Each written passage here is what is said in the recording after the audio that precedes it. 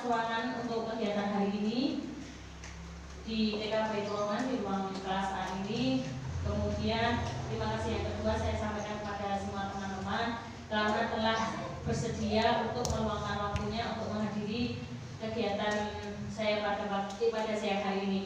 Kegiatan ini saya laksanakan untuk memenuhi tugas saya sebagai CGP Angkatan 7 kelas 138 di Kabupaten Tuban, yaitu melakukan melakukan diseminasi materi modul 1 yaitu budaya positif.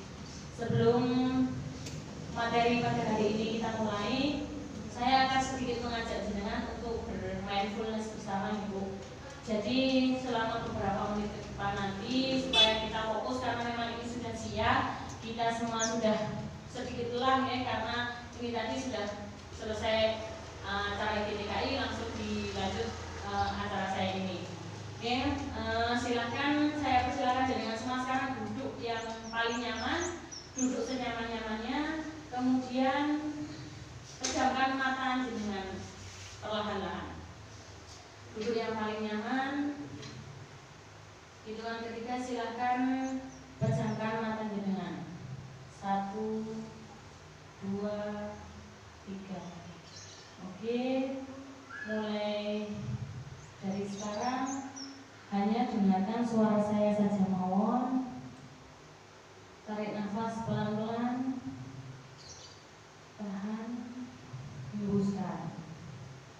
Tarik nafas dalam-dalam, tahan, hembuskan. Tarik nafas, tahan, hembuskan. Rasakan udara yang mengalir dari hidung masuk ke dalam paru-paru jenengan, membawa kesegaran, hembuskan dan keluarkan bersama dengan beban pikiran pada hari ini. Tinggalkan hal-hal yang sudah dilalui hari ini, anak-anak yang nangis pagi hari tadi, kelelahan pekerjaan kita sepagi ini tadi, buang. Rilekskan pikiran Anda, tarik nafas, hembuskan, lupakan anak-anak tadi yang ngeyel, yang lari-lari terus. Oke, dan mulailah fokus dengan suara saya. Fokuskan pada hari ini bahwa kita akan belajar bersama di materi budaya positif ini. Hilangkan perasaan takut, hilangkan perasaan bingung, hilangkan perasaan marah kepada siapapun. Maafkan semua orang, terima mereka. Ingat senyum anak-anak saat bersalaman dengan sampean tadi. Ingat anak-anak yang tertawa ria saat istirahat tadi. Tarik nafas, hembuskan, mulai fokus. Hari ini saya akan menjadi pribadi yang lebih baik. Hari ini saya akan belajar. Hari ini saya akan mulai menjadi pribadi yang baru. Belajar bersama teman-teman. Fokus untuk beberapa menit ke depan. Saya belajar bersama budaya positif yang bisa dilakukan bersama teman-teman di sekolah. Tarik nafas, tahan, hembuskan. Tarik nafas dalam, tahan, hembuskan. Hitungan ketiga, jenengan semua boleh mulai membuka mata. 1, 2, 3. Oke, terima kasih Ibu. Bagaimana perasaannya? Sedikit segan ya Bu? Ya, alhamdulillah. Mindfulness ini juga saya mendapatkan ilmunya di pendidikan guru penggerak Bu. Jadi sebelum kami ini belajar, setiap minimal 4 menit itu kami diajak untuk mindfulness bersama Bapak Fasilitator dan secara bergiliran. Terkadang teman-teman CGP juga belajar seperti itu. Jadi mindfulness itu memposisikan diri kita untuk siap belajar. Jadi berhenti sejenak dari apapun yang sudah dilakukan dan berusaha fokus untuk melakukan hal yang akan kita lakukan ke depan. Jadi ini memang membantu, sangat-sangat membantu untuk kita fokus ya.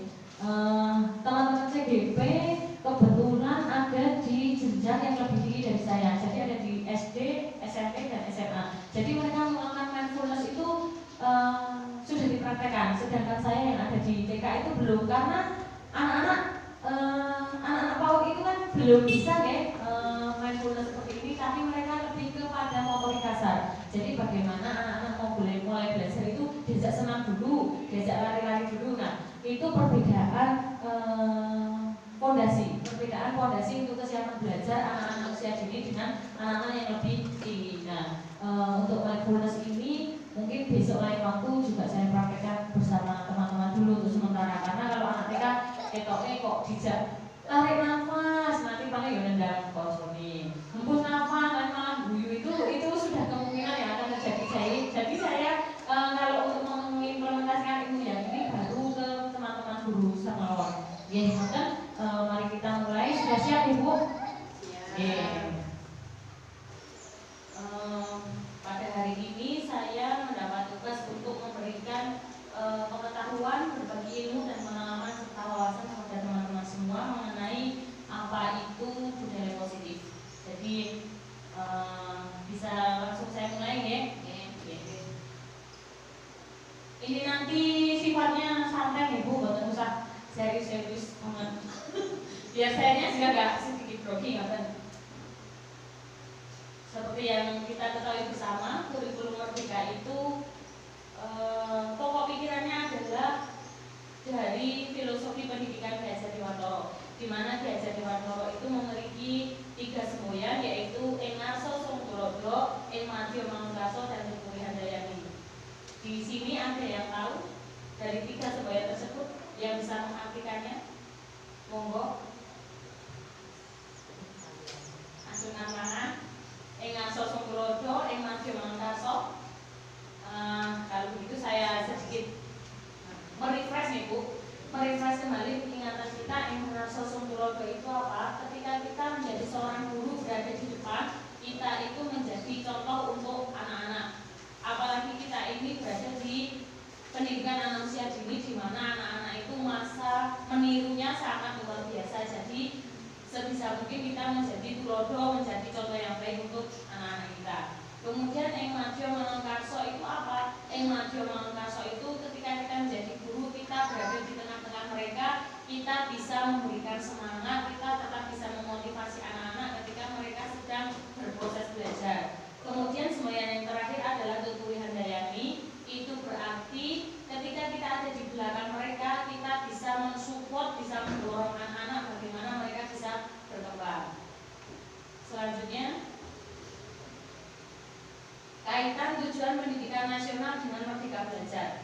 Semangat Merdeka Belajar yang sedang dicanangkan memperkuat tujuan pendidikan nasional yang telah dinyatakan dalam Undang-Undang RI Nomor 20 Tahun 2003 tentang Sistem Pendidikan Nasional Pasal 3, di mana pendidikan diselenggarakan agar setiap individu dapat menjadi manusia yang beriman dan bertakwa kepada Tuhan Yang Maha Esa, berakhlak mulia, sehat, berilmu, cakap, kreatif, mandiri, dan menjadi warga negara yang demokratis dan bertanggung jawab. Kedua, semangat ini yang kemudian memunculkan sebuah pedoman, sebuah penunjuk arah yang konsisten dalam pendidikan di Indonesia. Pedoman tersebut adalah profil pelajar Pancasila. Profil pelajar Pancasila itu ada 5 Ibu.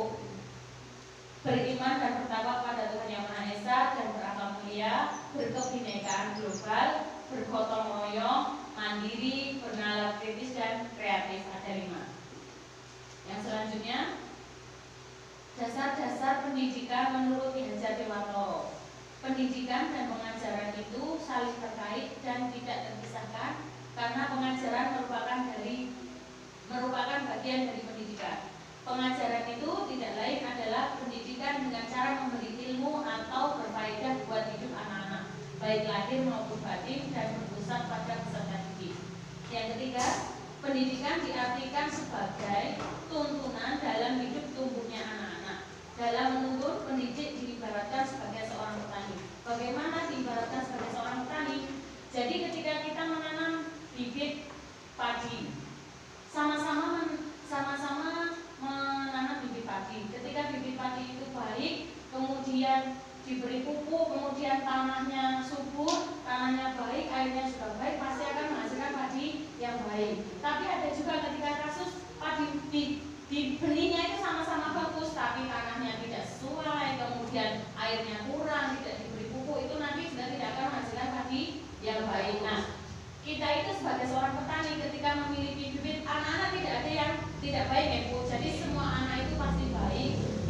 Tinggal kita bagaimana merawat mereka, menempatkan mereka di lahan yang sesuai seperti itu. Dan lagi jangan lupa ketika kita menanam padi tidak akan berbuah jagung. Jadi anak-anak harus diajarkan, harus dibimbing sesuai dengan kodrat alam dan kodrat zaman. Ini juga filosofi menurut Ki Hajar Dewantoro yang ada di kurikulum Merdeka Sekarang. Kodrat alam itu apa? Bimbing anak-anak, tuntun anak-anak sesuai dengan alamnya. Jadi ketika kita seperti ini ya, ada di desa, tidak mungkin kita akan memperkenalkan makanan pizza, tidak mungkin kita akan memperkenalkan hamburger, tapi yang mereka tahu minyok, yang mereka tahu nasi jagung seperti itu. Nah, itulah konteks di mana mendidik anak-anak sesuai dengan kodrat alamnya. Kemudian ada lagi mendidik sesuai dengan kodrat zaman. Itu seperti apa? Mendidik anak-anak sesuai dengan kodrat zaman itu tidak mungkin anak-anak sekarang tidak mengenal handphone. Nah, lain dengan kita dulu, kita ketika belajar begitu itu cukup menggunakan sodong ya Bu, pakai lidi, pakai batu atau pakai apa. Nah, kalau sekarang karena sudah sedikit kekinian, berarti kita juga harus mengupgrade ilmu, harus mengupgrade media-media yang digunakan sesuai dengan zamannya anak. Ketika anak-anak dulu nggak main lato-lato, sekarang main lato-lato, jadi bagaimana kita mengemas lato-lato itu menjadi sebuah media belajar. Oke ya Bu. Yang selanjutnya, dalam pembelajaran kami membutuhkan guru yang berpihak pada kami, mengerti apa yang kami butuhkan, membuat pembelajaran yang menyenangkan, memberi kesempatan bagaimana kami untuk bereksplorasi. Kemudian yang selanjutnya, nilai-nilai guru penggerak. Jadi selama ini, selama saya belajar di pendidikan guru penggerak dan sudah menyelesaikan satu modul, itu ada materi mengenai nilai-nilai guru penggerak. Nilai-nilai guru penggerak itu ada 5. Yang pertama adalah berpihak pada murid, yang kedua mandiri, yang ketiga kolaboratif, yang keempat reflektif, dan yang kelima adalah inovatif. Berpihak pada murid itu seperti apa? Seperti tadi, kita haruslah bisa mendesain sebuah pembelajaran itu yang sesuai dengan kodrat alam dan kodrat zaman anak tadi. Itu memang sudah bukan menjadi hal baru, cuma ini hanya istilah baru. Awal berpihak pada murid itu sebenarnya sudah kita lakukan sejak dulu-dulu ya Bu. Karena apalagi anak-anak TK itu kan nggak mungkin bisa disamaratakan seperti anak-anak SD. Jadi belajar dari yang mereka mau, sampean senang yang mana, sampean mau apa, itu kita sudah melakukannya sejak dulu kita mengajar di TK. Yang kedua adalah nilai mandiri. Nilai mandiri seorang guru penggerak itu adalah di mana guru penggerak secara sadar mandiri mau belajar tanpa ada instruksi. Jadi misalkan ada pelatihan, ada seminar atau ada apa, itu tidak perlu disuruh sama kepala sekolah. Jadi secara sadar pengen melok, aku mau ikut ini sebagai usaha untuk mengembangkan diri sendiri. Kemudian nilai yang ketiga, kolaboratif. Kolaboratif seperti ini.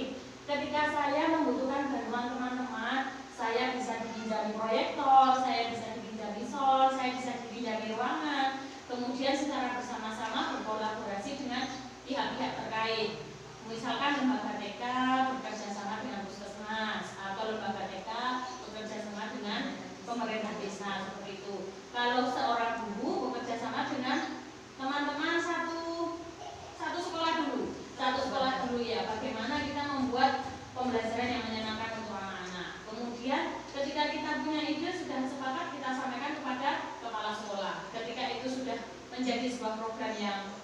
bisa dijalankan, kita bisa melebarkan sayap nanti ke gugus atau ke IGTKI seperti itu. Jadi kolaborasi itu mulailah dari yang terdekat terlebih dahulu. Kemudian nilai guru penggerak yang lain adalah reflektif. Reflektif itu kemampuan kita untuk mengaca kembali, kemampuan kita untuk melihat apa yang sudah kita lakukan setiap harinya. Jangan hanya refleksi itu dilakukan ketika cuma menilai anak, tapi kita sendiri juga wajib merefleksikan diri sendiri. Jadi ketika sudah selesai hari ini belajar, kemudian refleksikan hari ini tadi kita belajar apa, terus apa ada yang kurang, kemudian persiapan apa atau ada yang keliru. Nah, itu gunanya untuk memperbaiki kualitas pendidikan, kualitas pembelajaran yang sudah kita laksanakan. Itu akan lebih baik lagi ketika dilaksanakan rutin setiap hari dan berdiskusi dengan teman-teman di sana. Jadi nanti solusi yang ditemukan juga lebih pas, teman. Kemudian yang terakhir adalah inovatif. Inovatif sendiri berarti kita mampu berkreasi, mampu memberikan inovasi-inovasi baru.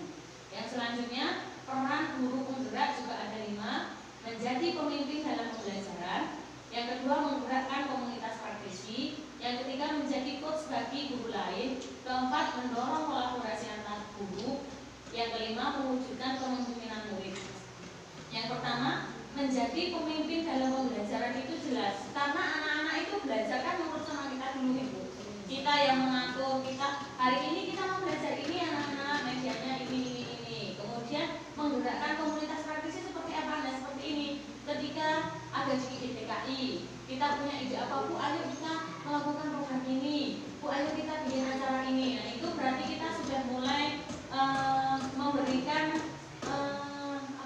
ide-ide di komunitas-komunitas yang terdekat dari kita.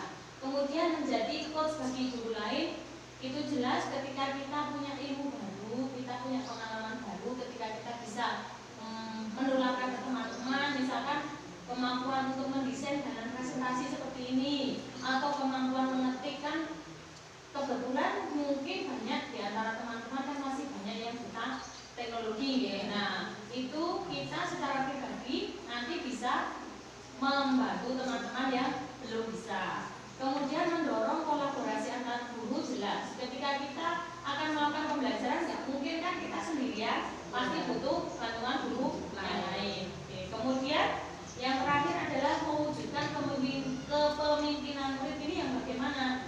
Sebagai contoh misalkan upacara bendera.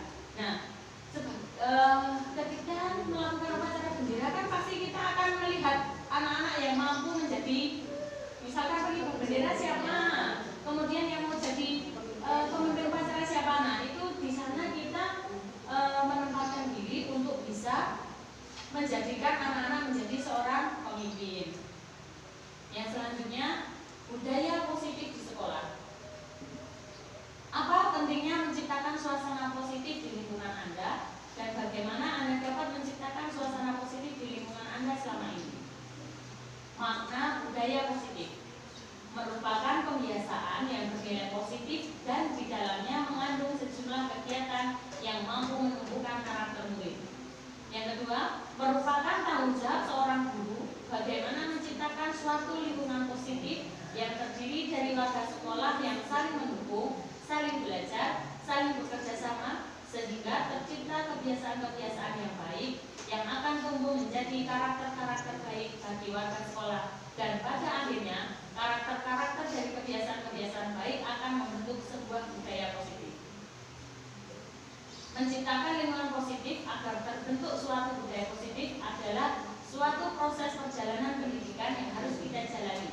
Karena ini merupakan tanggung jawab kita sebagai seorang pendidik, sebagai seorang pemimpin pembelajaran. 6 hal dalam budaya positif. Yang pertama adalah perubahan paradigma. Yang kedua, konsep disiplin positif. Yang ketiga, pemenuhan 5 kebutuhan dasar manusia. 5 posisi kontrol, segitiga restitusi, dan yang terakhir adalah keyakinan kelas. Latar belakang mengapa harus ada budaya positif. Budaya positif merupakan perwujudan dari nilai-nilai atau keyakinan universal yang diterapkan di sekolah. Setiap sekolah hendaknya mampu menciptakan budaya positif di lingkungannya. Budaya yang berakar kuat sehingga menjadi kebiasaan yang dilaksanakan secara kontinu dan sadar atau intrinsik. Selanjutnya, tujuan budaya positif yang pertama, menumbuhkan suasana aman, nyaman, dan bermakna di lingkungan sekolah. Yang kedua, menumbuhkan nilai-nilai belajar profil Pancasila. Disiplin positif dapat membuat seseorang menggali potensinya menuju kepada sebuah tujuan, sesuatu yang dihargai dan bermakna. Nilai kebajikan adalah nilai-nilai kebajikan universal meliputi hal-hal seperti keadilan, tanggung jawab, kejujuran, bersyukur, lurus hati, berprinsip, integritas, kasih sayang, rajin, komitmen, percaya diri, kesabaran, dan semua pokoknya yang positif-positif ya Bu. Kemudian dalam filosofi Ki Hajar Dewantoro, belajar tentang disiplin positif tidak harus memberi hukuman. Hukuman atau sanksi merupakan alternatif terakhir dan kalau perlu tidak digunakan sama sekali. Dalam budaya kita, makna kata disiplin merupakan sesuatu yang dilakukan seseorang pada orang lain untuk mendapatkan kepatuhan. Ini ada teori motivasi, hukuman, penghargaan, dan retribusi. Jelas betul Bu? Saya bacakan ya. Perubahan paradigma. Tadi dengar ya tadi? Oke, saya lanjutkan. Teori kontrol. Yang pertama, ilusi guru dapat mengontrol murid. Yang kedua, ilusi bahwa kritik akan membuat orang merasa bersalah dapat menguatkan karakter. Yang ketiga, ilusi bahwa semua penguatan positif efektif dan bermanfaat. Yang keempat, ilusi bahwa orang dewasa memiliki hak untuk memaksa. Benar atau betul ya Bu? Guru dapat mengontrol murid. Menurut pandangan ini jenengan benar atau salah ini? Guru dapat mengontrol murid. Ada yang mau berpendapat? Guru dapat mengontrol murid. Coba kita bayangkan ketika kita memegang sesuatu Bu, coba ada praktekkan, ambil sesuatu kertas atau apa Bu, ambil sesuatu genggam ya. Kemudian bayangkan ada seseorang yang mau mengambil kertas yang di dalam ini Bu. Sekuat tenaga, jenengan sekuat tenaga. Kemudian tetap dia membujuk, merayu, pokoknya merayu sampean supaya dia bisa melihat kertas ini. Sampean kira-kira akan membuka atau bukan? Tidak. Meskipun dia sudah tahu apa isinya ini dan mau berdiskusi sama sampean buka atau bukan? Sama sekali tidak. Ketika sama-sama sudah tahu bahwa ini misalkan isinya uang, kemudian kita mau mendiskusikan uang ini mau untuk apa, sama berikan atau bukan? Kira-kira uang yang di dalam sini ini loh, kira-kira mau sampean kasih apa enggak? Kira-kira kalau ini sudah digenggam sama? Enggak. Berarti secara sadar kontrol atas uang ini siapa Bu yang megang? Saya. Iya, betul Bu. Kontrol diri adalah ada di dalam diri sendiri. Jadi kita bisa mengontrol anak-anak? Enggak bisa ya. Bagaimana itu adalah ilusi ketika seorang guru itu bisa ngatur anaknya. Sampai duduk di sini toh, dia nulis di sini, itu hanyalah sebuah ilusi karena dulu itu kita menganggap bahwa anak itu harus menurut sama guru. Itu adalah paradigma lama yang harus kita rubah. Karena kontrol dari seseorang itu ya dirinya sendiri. Ketika kita mengontrol anak-anak itu tidak bisa. Kemudian membuat orang bersalah dapat menguatkan karakter. Itu seperti apa contohnya ya? Ketika anaknya nakal, kemudian kita menyentuh pikirannya, menyalahkan dia, sampean Bu, ini. Nah, itu sebenarnya juga tidak akan menguatkan karakter dia Bu, aslinya ternyata. Jadi bagaimana ya sebenarnya nanti nilai-nilai kebajikan yang positif itu bisa tertanam pada anak-anak, nanti akan kita pelajari di slide berikutnya ya. Kemudian ini bahwa orang dewasa memiliki hak untuk memaksa, dan itu antara masalah ya, kita tidak boleh memaksa anak-anak itu dalam hal apapun. Kemudian ini tadi tentang teori kontrol. Yang kedua adalah teori motivasi perilaku manusia. Yang pertama, motivasi itu untuk menghindari ketidaknyamanan atau hukuman. Apa yang akan terjadi apabila saya tidak melakukan? Jadi bocah nurut itu kadang-kadang motivasinya ini untuk menghindari ketidaknyamanan atau hukuman. Jadi mereka ini nurut tapi karena takut dihukum ya, karena menghindari hukuman. Itu motivasi yang pertama. Kemudian motivasi yang kedua untuk mendapatkan imbalan dari orang lain atau institusi. Jadi dia ya nurut, mau kalau disuruh apa-apa, tapi nanti kalau dia dapat hadiah misalkan. Itu motivasi yang kedua. Motivasi yang ketiga untuk menghargai diri sendiri. Saya akan menjadi orang yang seperti apa bila saya melakukan. Jadi motivasi dari masing-masing kita itu ada 3 hal ini Bu. Ada motivasi hanya untuk sekedar menghindari hukuman, ada yang biar dapat imbalan, dan yang terakhir adalah memang untuk menghargai dirinya sendiri. Selanjutnya, paradigma stimulus respon dan teori kontrol. Ini ada teori hukuman dan penghargaan. Ini yang agak penting Bu. Hukuman bersifat tidak terencana atau tiba-tiba. Anak tidak tahu apa yang akan terjadi dan tidak dilibatkan. Hukuman bersifat satu arah dari pihak guru yang memberikan, dan murid hanya menerima suatu hukuman tanpa melalui suatu kesepakatan atau pengarahan dari pihak guru, baik sebelum atau sesudahnya. Alfikon mengungkapkan baik penghargaan maupun hukuman adalah cara-cara mengontrol perilaku seseorang yang menghancurkan potensi untuk pembelajaran yang sesungguhnya. Menurut Kohn, secara ideal tindakan belajar itu sendirilah adalah penghargaan sesungguhnya. Jadi hukuman masih boleh dilakukan sekarang Bu? Nggak boleh. Karena kenapa? Hukuman itu akan memberikan efek negatif, memberikan trauma bagi seorang anak-anak. Ini tadi teori motivasi yang sudah dijelaskan di depan, untuk menghindari hukuman, untuk mendapatkan imbalan, dan untuk menjadi orang yang mereka inginkan. Yang selanjutnya yang kita akan pelajari adalah 5 kebutuhan dasar manusia. Kebutuhan dasar manusia yang pertama adalah bertahan hidup. Bagaimana kebutuhan dasar ini bisa terpenuhi? Bertahan hidup itu dengan ya, bertahan hidup itu hanya untuk sekedar makan, minum, hidup. Itu kebutuhan paling dasar manusia. Kalau kita mau hidup ya sudah, cukup makan, minum, tidur, sudah itu pasti akan hidup. Kemudian kebutuhan dasar yang kedua adalah cinta dan kasih sayang. Bagaimana kita diterima di dalam lingkungan, bagaimana anak-anak itu merasa berharga di lingkungannya, merasa nyaman di lingkungan dia belajar.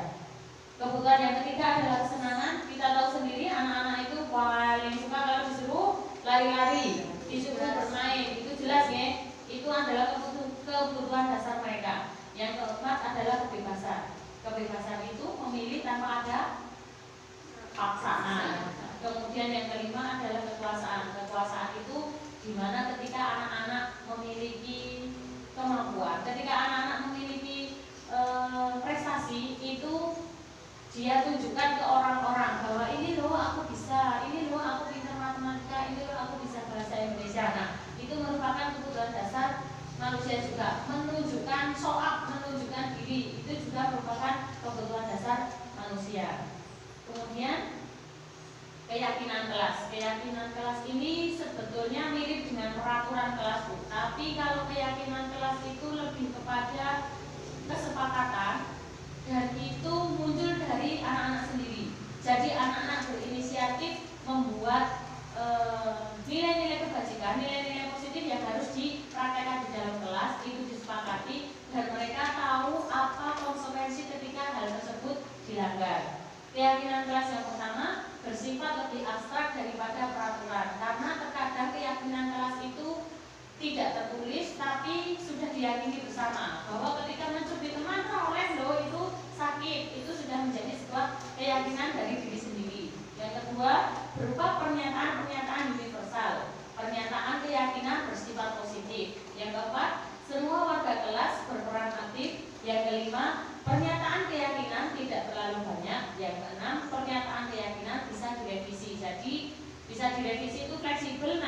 bisa disesuaikan dengan kondisi. Yang selanjutnya adalah 5 posisi kontrol seorang guru. Yang pertama penghukum, yang kedua pembuat orang merasa bersalah, yang ketiga guru sebagai teman, yang keempat guru sebagai pemantau, dan yang kelima guru sebagai manajer. Posisi sebagai penghukum, seorang penghukum bisa menggunakan hukuman fisik maupun verbal. Orang-orang yang menjalankan posisi penghukum senantiasa mengatakan bahwa sekolah memerlukan sistem atau alat yang lebih menekankan murid-murid lebih dalam lagi.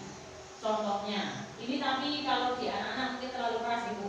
Patuhi aturan saya atau awas, atau kamu selalu saja salah, itu adalah hukuman. Atau ketika anak-anak enggak, biasanya kalau dulu datang terlambat terus disuruh lari mengelilingi lapangan. Nah, itu adalah posisi guru sebagai seorang penghukum.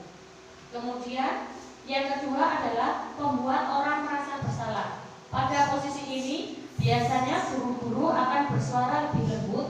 Pembuat orang merasa bersalah akan menggunakan keheningan yang membuat orang lain merasa tidak nyaman, bersalah atau rendah diri. Contohnya ini, gimana coba kalau orang tua kamu tahu begini? Yang kedua, berapa kali Bapak harus memberitahu kamu ya? Kemudian posisi yang ketiga, sebagai seorang teman. Guru pada posisi ini tidak akan menyakiti murid, namun akan tetap berupaya mengontrol murid sebab melalui persuasi. Posisi teman pada guru biasanya negatif ataupun positif. Positif di sini berupa hubungan baik yang terjalin antara guru dan murid. Guru di posisi teman menggunakan hubungan baik dan humor untuk mempengaruhi seseorang. Yang pertama, contoh kalimatnya, ayo bantulah demi Bapak ya. Yang kedua, ya sudah kali ini tidak apa-apa, nanti Ibu bantu bereskan. Itu contoh-contoh kalimat seorang guru ketika memposisikan dirinya sebagai seorang teman. Kemudian posisi yang keempat sebagai monitor atau pemantau. Memonitor berarti mengawasi. Pada saat kita mengawasi, kita bertanggung jawab atas perilaku orang-orang yang kita awasi. Posisi pemantau berdasarkan pada peraturan-peraturan dan konsekuensi. Dengan menggunakan sanksi atau konsekuensi, kita dapat memisahkan hubungan pribadi kita dengan murid. Sebagai seseorang yang menjalankan posisi pemantau, contoh kalimatnya, peraturannya apa, sanksi atau konsekuensinya apa yang telah kamu lakukan. Kemudian posisi yang terakhir adalah posisi sebagai manajer atau posisi sebagai seorang pemimpin. Nah, posisi guru sebagai seorang manajer ini adalah posisi yang paling ideal bagi seorang guru. Di mana posisi mentor, di mana guru berbuat sesuatu bersama dengan murid, mempersilahkan muridnya mempertanggungjawabkan perilaku, mendukung murid agar dapat menemukan solusi atas permasalahannya sendiri. Contoh kalimatnya yang pertama, jika kamu meyakininya, apakah kamu bersedia memperbaiki? Atau yang kedua, apa rencana kamu untuk memperbaiki hal ini? Jadi, ketika seorang anak melakukan kesalahan, bagaimana dia diajak untuk berefleksi dulu. Berefleksi apa yang sudah dia lakukan, kemudian apa solusi yang dia tawarkan. Jadi anak-anak itu diajak untuk berefleksi dulu, kemudian juga diminta untuk memberikan solusi atas kesalahan yang dia lakukan. Nah, ini ada istilah baru namanya restitusi. Restitusi adalah proses menciptakan kondisi bagi murid untuk memperbaiki kesalahan mereka sehingga mereka bisa kembali pada kelompok mereka dengan karakter yang lebih kuat. Ciri-ciri restitusi, yang pertama, restitusi bukan untuk menebus kesalahan, namun untuk belajar dari kesalahan hidup. Yang kedua, restitusi memperbaiki hubungan. Yang ketiga, restitusi adalah tawaran, bukan paksaan. Yang keempat, restitusi menuntun untuk melihat ke dalam diri. Yang kelima, restitusi mencari kebutuhan dasar yang mendasari tindakan. Yang keenam, restitusi fokus pada solusi. Dan yang ketujuh, restitusi fokus pada karakter bukan tindakan. Nah, restitusi ini beda dengan konsekuensi ya Bu. Jadi kalau restitusi itu lebih kepada motivasi intrinsik anak. Jadi ketika dia melakukan kesalahan, kalau konsekuensi kan seperti ini. Anak melakukan kesalahan,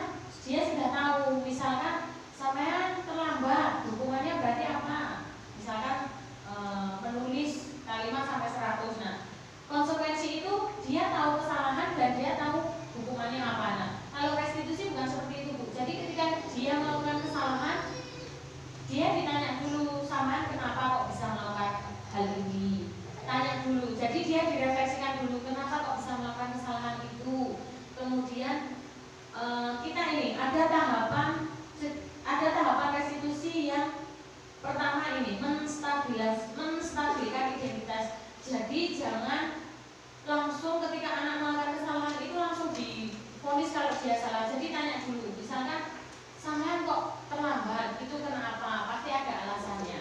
Kemudian bilang bahwa dulu guru juga pernah loh terlambat. Jadi kita tidak mengecap dia sebagai seorang yang selalu terlambat, tapi katakan bahwa orang yang terlambat itu juga banyak yang melakukan. Jadi tidak dia hanya sendiri. Kemudian tahapan yang kedua adalah validasi tindakan yang salah. Validasi tindakan yang salah itu seperti itu tadi. Dia diminta untuk merefleksikan kesalahan yang sudah dilakukan dan bertanya alasan apa yang membuat dia melakukan kesalahan. Kemudian yang ketiga, tahapan yang terakhir itu menanyakan keyakinan. Menanyakan keyakinan itu berarti setelah dia merefleksi kesalahan yang dia lakukan, kemudian kita menstabilkan identitasnya bahwa kesalahan yang dia lakukan itu tidak hanya dia, tapi semua orang akan bisa melakukan kesalahan itu. Kemudian menanyakan keyakinan kelas itu, bagaimana ya sebaiknya, bagaimana ya solusi dari sampean untuk mengatasi, untuk mempertanggungjawabkan kesalahan yang sudah sampean lakukan. Nah, restitusi ini ada 3 langkah, dan langkah-langkah tersebut itu akan outputnya akan menghasilkan sebuah keyakinan yang muncul dari dirinya sendiri. Jadi kalau konsekuensi itu kan jelas, sampai salahnya ini hukumannya, konsekuensinya ini. Nah, kalau di restitusi itu enggak. Ketika sampean melakukan salah, ajak omong dulu, ajak ngobrol. Kenapa sampean seperti ini? Kemudian seperti sebuah permakluman, menstabilkan identitas itu permakluman bahwa yang melakukan kesalahan seperti itu tidak hanya dia, tapi semua orang itu pernah melakukan kesalahan itu. Jadi dia jiwanya nggak begitu terguncang bahwa dia itu selalu salah. Nah, tahapan yang terakhir itu dia ditawarkan untuk memberikan solusi pertanggungjawaban dari dirinya sendiri. Nah, itu adalah namanya restitusi, dan itu penyelesaian dari sebuah kesalahan yang dilakukan oleh seorang anak. Yang selanjutnya,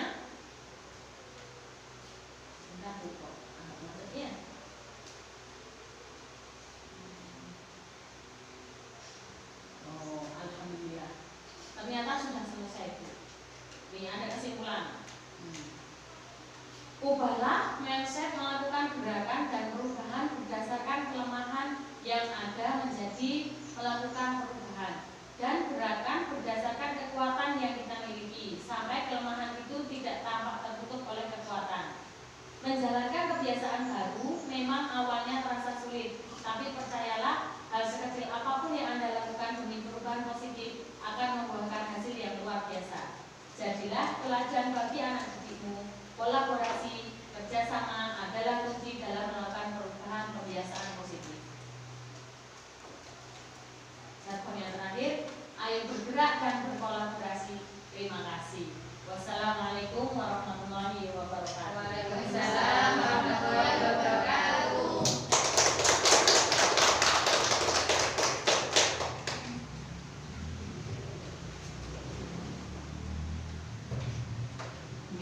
Seperti itu tadi Ibu, materi yang telah saya sampaikan pada hari ini, sedikit ilmu wawasan dari saya selama mengikuti pendidikan guru penggerak. Mungkin ada pertanyaan atau sanggahan dari jenengan semua.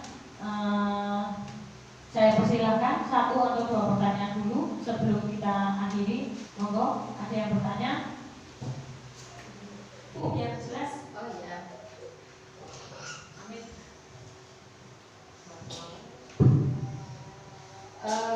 Bagaimana cara mengimplementasikan restitusi pada anak usia TK? Ada lagi mungkin? Atau langsung saya siap? Oke, sekalian Bu. Terima kasih atas kesempatannya.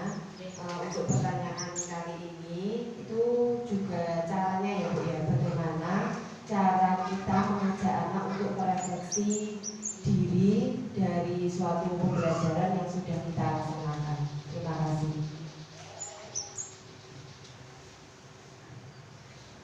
Oke, terima kasih Bu. Pertanyaan yang pertama tadi lagi bagaimana cara mengimplementasikan restitusi pada anak usia TK. Restitusi tadi ada 3 langkah yang harus dilakukan, Bu. Yang namanya restitusi itu memang harus ada 3 langkah ini dan harus dilaksanakan semua. Tidak boleh dilompat-lompat, tidak boleh hanya dilaksanakan 2 ataupun salah satu mawon. Yang pertama adalah menstabilkan identitas. Itu tadi yang saya bilang semacam permakluman. Jadi ketika anak melakukan sebuah kesalahan, itu tidak serta-merta dia adalah menjadi orang yang bersalah satu-satunya. Jadi kita harus tetap memperbaiki identitasnya, kita harus tetap membuat dia menjadi seorang yang percaya diri bahwa ketika dia melakukan sebuah kesalahan itu tuh tidak hanya dia saja, tapi katakan bahwa dulu bu guru juga loh seperti itu pernah, dulu bu guru juga nggak nurut, dulu bu guru. Nah jadi dia bisa memaafkan dirinya sendiri dulu, dia bisa menerima dirinya sendiri dulu. Kemudian yang kedua, memvalidasi tindakan yang salah. Ketika anak-anak melakukan sebuah kesalahan itu pasti punya alasan, Ibu. Ketika dia nggak nurut itu pasti punya alasan tersendiri. Nah, itu tugas kita untuk menanyakan kepada anak tersebut. Sampean tadi kenapa kok nggak nurut sama bu guru? Sampean tadi kok jadi seperti itu karena apa? Atau karena sampean minta apa? Nah, itu adalah langkah yang kedua dalam restitusi. Jadi ketika seseorang melakukan kesalahan, tidak harus langsung diberikan hukuman, tidak harus sanksi yang berbicara, tapi kita ajak ngobrol dulu anaknya. Kita stabilkan dulu bahwa hal yang telah dilakukan dia itu ya memang salah, tapi kesalahan dia itu juga pernah dilakukan oleh orang lain. Kemudian yang kedua, tekankan bahwa memang salah perbuatan itu dan tanyakan kenapa dia melakukan kesalahan tersebut. Kemudian yang ketiga, menanyakan keyakinan itu kita semua memiliki motivasi internal. Ini adalah solusi yang keluar dari dirinya sendiri, dari idenya sendiri. Jadi ketika dia melakukan kesalahan, iyo dulu bu guru juga pernah melakukan kesalahan itu, terus sampean tadi itu kok seperti itu karena apa? Nah kalau dia sudah tahu itu hal yang salah, tanya lagi, terus sampean mau mempertanggungjawabkannya seperti apa, Dek? Sampean maunya seperti apa kalau itu sudah salah? Minta maaf bu, misalkan besok saya nurut bu, boleh. Terus iya bu, besok saya tidak mengulangi lagi. Nah itu hal-hal yang kita harapkan muncul dari diri anak-anak. Jadi kesalahan yang dia lakukan itu dia juga bisa mempertanggungjawabkan secara sadar, secara sendiri. Maksudnya secara dari dalam dirinya sendiri, tidak perlu dikasih tahu bu gurunya, tidak perlu dicekoki dengan peraturan, tapi itu muncul dari dirinya sendiri. Nah, restitusi inilah yang sekarang istilah baru yang bisa dilakukan kepada anak-anak. Jadi kita tidak perlu menghukum, kita tidak perlu terlalu banyak konsekuensi yang harus disampaikan, tapi dengan restitusi yang dilakukan, masalah ataupun kesalahan yang dilakukan anak itu bisa terselesaikan dari dirinya sendiri. Ngoten ya Bu? Cukup jelas ya? Oke. Pertanyaan yang kedua tadi dari Bu Dwi, bagaimana caranya mengajak anak untuk merefleksikan apa yang sudah dilakukan dalam kegiatan sehari ini? Itu biasanya kalau di RPT ini kan sering nulis recalling itu. Nah, di dalam tahapan recalling itu juga ada unsur refleksinya. Jadi anak-anak tanyai maksudnya. Tadi sampai belajar apa aja? Itu dia kan sudah mengingat kembali tuh. Oh ya tadi pagi itu belajarnya ini. Kemudian dari kegiatan belajar sampai sehari ini tadi mana yang sampai suka? Nah ini Bu. Kemudian yang tidak suka yang mana? Nah itu dia juga merefleksikan bahwa saya bisa memilih hal-hal yang disukai anak-anak dan tidak. Nah bergunanya untuk apa? Ketika anak-anak tidak suka dengan kegiatan itu, untuk pembelajaran yang baru kita bisa membuat kegiatan yang lebih menarik untuk anak-anak. Nah itulah salah satu kebiasaan refleksi yang bisa kita tanamkan dari diri. Jadi kalau orang tua, kalau kita orang dewasa berefleksi jelas ya, mengingat-ingat oh ya tadi seperti sudah bisa menimbang. Nah kalau anak-anak itu kita mulai dari hal-hal yang sederhana seperti itu, dari hal yang disuka sama tidak suka dulu. Kemudian ketika muncul catatan anekdot ketika ada yang nyuti temannya atau ada yang sombong-sombongan ketika istirahat, refleksikan lagi. Itu tadi boleh enggak? Nah itu kan sudah mengajak anak-anak untuk berpikir kembali ke belakang bahwa hal yang terjadi tadi itu ada yang baik, ada yang enggak, ada yang suka, ada yang enggak. Nah, itu adalah contoh-contoh kebiasaan-kebiasaan untuk berefleksi kepada anak-anak. Ngoten Bu, ada lagi? Sudah cukup, oke. Terima kasih semuanya. Insya Allah jika ada kesempatan, jika ada jodoh waktu lagi, kita akan melakukan hal-hal yang seperti ini lagi. Mari kita belajar bersama, berbagi informasi dan wawasan. Saya cukupkan sekian. Wassalamualaikum warahmatullahi wabarakatuh.